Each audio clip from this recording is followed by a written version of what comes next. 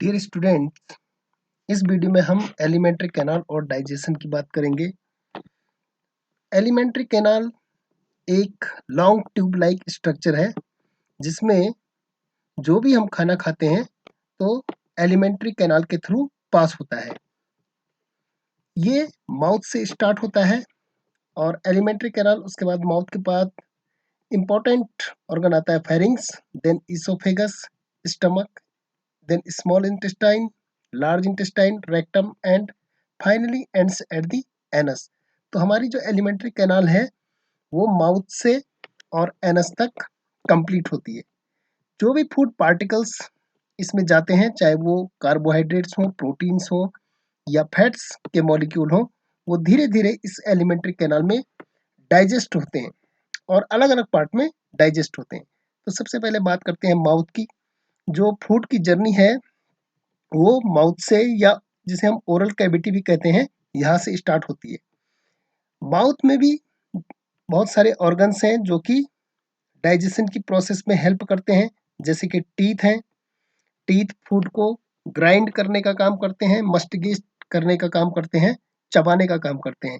Human being में different type के teeths पाए जाते हैं, जैसे incisor, canines, premolars and molars. कुछ ग्लैंड्स भी इन्वॉल्व होती हैं डाइजेशन में, जैसे सलाइवरी ग्लैंड जो कि हमारे माउथ में प्रेजेंट होती है, और माउथ में एक बहुत इंपॉर्टेंट ऑर्गन और होता है टंग। तो teeth are design for grinding food particles into small pieces. तो टीथ का काम क्या होता है? फूड पार्टिकल्स जो भी हमने खाया उसको स्मॉल पीसेस में ग्राइंड करना या उसको मस्टिगेट करना, चबाना। And are moistened with the saliva, saliva के साथ उसको मिक्स करना।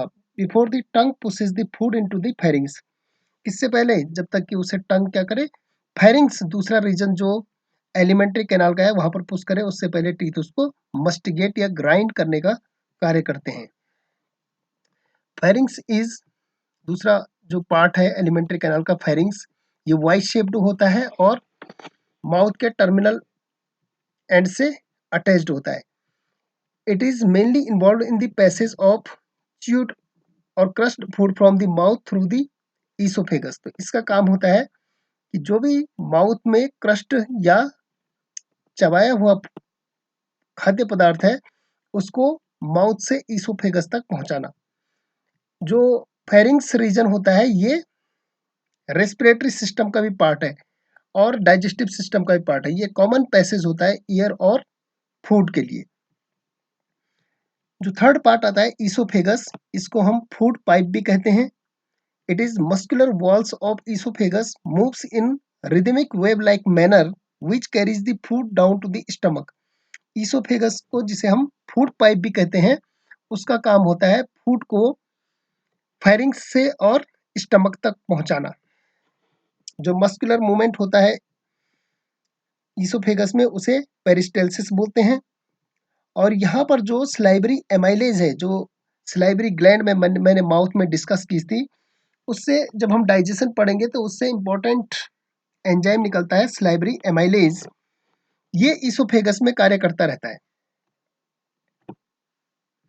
नेक्स्ट पार्ट आता है एलिमेंट्री कैनाल का स्टमक। ये डायफ्राम एक रीजन होता है जो एब्डोमेन और थोरेसिस कैविटी को सेपरेट करता है। उसके नीचे स्टमक रीजन पाया जाता है और स्टमक का कार्य होता है, ये स्टोर हाउस होता है फूड का, और यहाँ पर पार्शियल डाइजेशन भी फूड का होता है। इसमें कुछ इंपॉर्टेंट सेल्स होती हैं, जैसे म्यूकस सेल्स जो कि म्यूकस को सिक्रीट करती हैं। दूसरी है पेरिएटल और ऑक्जेंटिक सेल्स जो कि हाइड्रोक्लोरिक एसिड को सिक्रीट करती हैं। और थर्ड जो इंपॉर्टेंट सेल्स हैं उनको चीफ या जैमोजेन सेल्स भी कहते हैं, जो कि पेप्सिनोजेन एंजाइम को निकालती हैं। तो जब हम प्रोटीन का डाइजेशन पढ़ेंगे तो उसमें इनका रोल आएगा। The hydrochloric acid in gastric juice convert pepsinogen into active pepsin. तो जो ये चीफ सेल्स हैं, ये जो एंजाइम निकालती हैं पेप्सिनोजेन, जो कि प्रोटीन के डाइजेशन में हेल्प करता है, ये HCl यानी कि एसिडिक मीडियम में ही कार्य करता है और एक्टिव पेप्सिन में कन्वर्ट हो जाता है। और HCl का एक इम्पॉर्टेंट काम होता है स्टमक में, कोई अगर हार्मफुल बैक्टीरिया इंजेस्ट कर लिया गया है फूड के साथ तो उसको भी किल कर देना। The mucus protects the stomach lining and glands from being digested by gastric juice. तो जो भी गैस्ट्रिक जूसेस निकल रहे हैं या हाइड्रोक्लोरिक एसिड जो कि पेरिएटल सेल्स या ऑक्जेंटिक सेल्स से निकल रहा है, उससे स्टमक की वॉल को एसिडिक मीडियम से बचाना, ये म्यूकस का कार्य होता है। नेक्स्ट पार्ट आता है स्मॉल इंटेस्टाइन। स्मॉल इंटेस्टाइन लगभग 6 मीटर लेंथ की होती है और इसकी जो थिकनेस है या डायमीटर है वो 2.5 सेंटीमीटर की थिकनेस की होती है। और ये स्मॉल इंटेस्टाइन जो है इसके भी 3 पार्ट होते हैं। Number 1 duodenum, number 2 jejunum and number 3 ilium.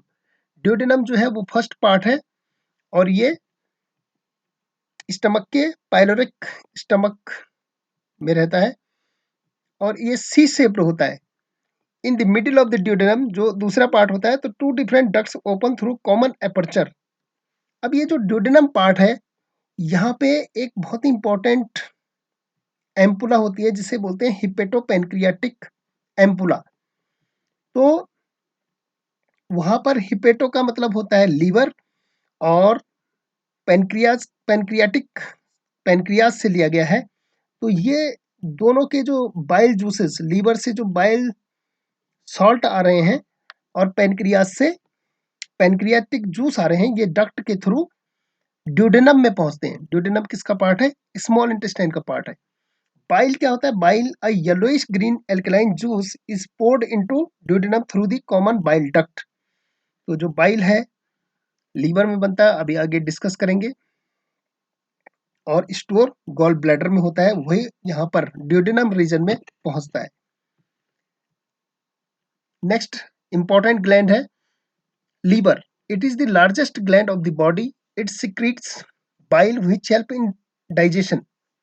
Bile juice produced by the liver is stored in gall bladder. तो सबसे बड़ी ग्रंथि शरीर की लीवर होती है, यकृत जिसे हम कहते हैं, और ये बाइल को सिक्रीट करती है।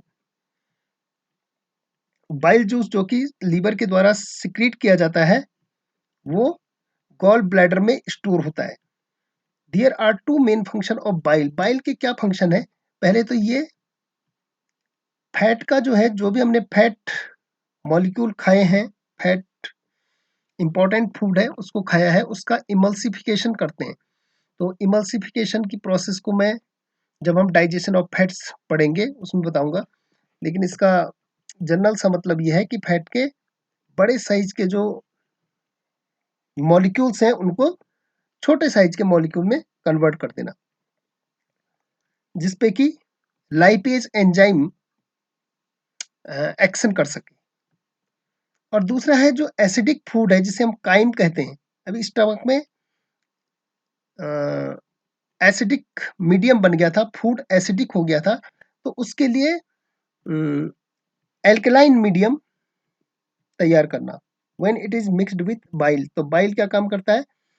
जो स्टमक से एसिडिक फूड आ रहा है जिसे हम काइम कहते हैं, उसको एल्कलाइन मीडियम में कन्वर्ट करना। तो इसका मतलब ये जो बाइल है ये बेसिक नेचर का होता है, एल्कलाइन नेचर का होता है, जो कि फूड के लिए एल्कलाइन मीडियम प्रोवाइड करता है। इनकी इंपॉर्टेंस ये है कि पीएच अगर एसिडिक है या बेसिक है वहां पर, तो उसी के अकॉर्डिंग एंजाइम्स काम करते हैं, राइट।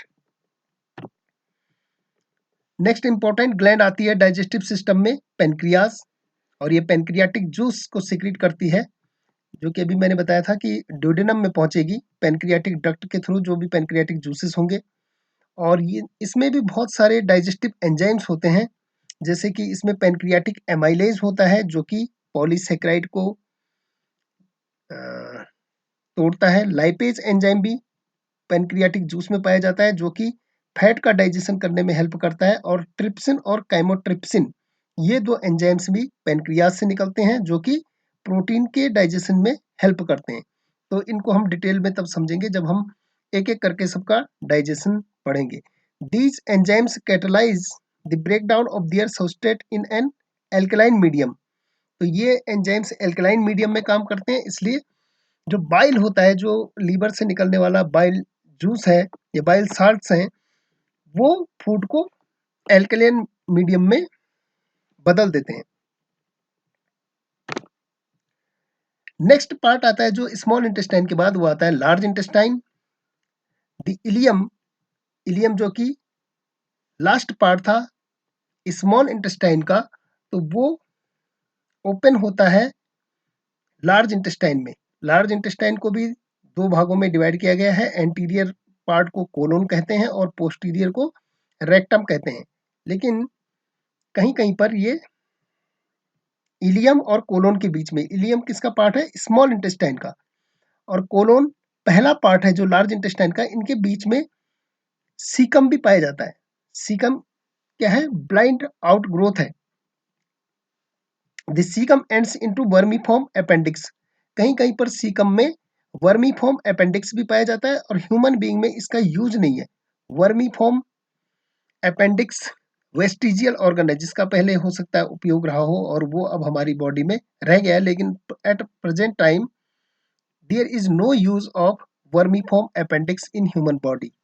ये 8 सेंटीमीटर लॉन्ग होता है, ब्लाइंड ट्यूब होती है, which sometimes become a source of trouble. तो कभी कभी अपेंडिक्स का एकदम से अगर वहां पर दिक्कत आ गई है तो उसको ऑपरेट करना पड़ता है। कभी कभी ये समस्या का कारण भी बन जाता है, लेकिन इसका ह्यूमन बॉडी में कोई उपयोग नहीं है। The colon has an ascending part, a transverse part and descending part. The last part or the descending part opens into rectum. तो colon के भी ascending, transverse और descending parts होते हैं, और ये rectum में open होती है। The terminal part of the rectum is called anal canal. जो last part है rectum का, उसे हम anal canal कहते हैं, जो कि anus में finally open होती है, और इसकी प्रोटेक्शन स्फिंक्टर मसल से होती है। राइट, तो अगर हम डायग्राम के माध्यम से समझे तो पहला पार्ट माउथ है, जिसमें टीथ, सलाइवरी ग्लैंड्स आ जाती हैं, ये टंग आ जाती है। नेक्स्ट पार्ट है pharynx, which is common passage for air and food. Next part food travel करेगा फेरिंग्स के बाद ईसोफेगस में, जिसे कि हम फूड पाइप भी कहते हैं। नेक्स्ट इंपॉर्टेंट ग्लैंड लिखी हुई है यहाँ पर, लीवर, जिसे हम हिपर भी कहते हैं, जो कि बाइल के प्रोडक्शन के लिए इंपॉर्टेंट होती है। जो ईसोफेगस के बाद वाला पार्ट है एलिमेंट्री कैनाल का, उसे स्टमक कहा जाता है। स्टमक वाइडेस्ट पार्ट होता है एलिमेंट्री कैनाल का, सबसे चौड़ा भाग, क्योंकि ये फूड को स्टोर करने के काम आता है, और यहाँ पर पार्शियल डाइजेशन भी होता है। यहाँ पर पेरिएटल सेल्स जो कि हाइड्रोक्लोरिक एसिड को निकालती हैं, और चीप सेल्स जो हैं पेप्सिन और रेनिन जैसे इंपॉर्टेंट एंजाइम्स का प्रोडक्शन करती है। नेक्स्ट इंपॉर्टेंट ग्लैंड है पेनक्रियाज, जहाँ से कि पेनक्रियाटिक जूसेस सिक्रीट होते हैं। और स्मॉल इंटेस्टाइन में डक्ट के थ्रू जुड़ते हैं। नेक्स्ट पार्ट है स्मॉल इंटेस्टाइन, जिसके 3 पार्ट होते हैं, डियोडेनम, जेजुनम एंड इलियम। तो डियोडेनम में लीवर से बाइल डक्ट आ रही है, और पेनक्रियास से पेनक्रियाटिक डक्ट आ रही है, जो कि हिपेटोपेनक्रियाटिक डक्ट कॉमनली कहा जाता है जिसको। वो डियोडेनम पार्ट में, स्मॉल इंटेस्टाइन के डियोडेनम पार्ट में कनेक्ट होती है, जहाँ से कि बाइल सॉल्ट्स और पेनक्रियाटिक जूसेस फूड के साथ मिक्सअप होते हैं। नेक्स्ट है लार्ज इंटेस्टाइन, जिसके कि इंपॉर्टेंट पार्ट हैं caecum, colon and rectum, and then rectum के बाद लास्ट पार्ट होगा एनस, जहाँ से कि अनडाइजेस्टेड फूड बॉडी से बाहर कर दिया जाएगा। तो ये एक रूट है, और उसकी इंपॉर्टेंट डाइजेस्टिव सिस्टम की इंपॉर्टेंट ग्लैंड्स हैं। डाइजेशन किसे कहते हैं? Digestion is a process in which macromolecules of food component convert into micromolecule of food component in presence of certain enzymes at normal body temperature। तो पाचन वह प्रक्रिया है जिसमें खाद्य पदार्थ के बड़े साइज, माइक्रोमोलिक्यूल्स मतलब बड़े साइज के पार्टिकल्स। बड़े साइज के पार्टिकल्स कौन से होंगे? जैसे पॉलीसेक्राइड्स हैं, या स्टार्च है, ग्लाइकोजन है, या प्रोटीन है, या फैट्स हैं, वो कन्वर्ट कर दिए जाते हैं इनटू इसमें micromolecules of food components. Micromolecules यानी छोटे मॉलिक्यूल, जैसे कि ग्लूकोज, जब स्टार्च टूटता है तो उसका डाइजेशन होता है तो वो ग्लूकोज में कन्वर्ट हो जाता है, एमिनो एसिड्स में और फैटी एसिड्स में और ग्लिसरॉल में। इन प्रेजेंस ऑफ, किसकी प्रेजेंस में? In presence of certain enzymes, कुछ इंपॉर्टेंट एंजाइम्स की प्रेजेंस में, eight normal body temperature. Normal body temperature इसलिए लिखा है कि एंजाइम्स एक नॉर्मल बॉडी टेम्परेचर पे ही एक्टिव होते हैं या एक ऑप्टिमम पीएच पे भी ये कार्य करते हैं। तो ये डाइजेशन की बहुत ही इंपॉर्टेंट डेफिनेशन है। इसके बाद नेक्स्ट वीडियो में हम कार्बोहाइड्रेट का डाइजेशन पढ़ेंगे। Thank you.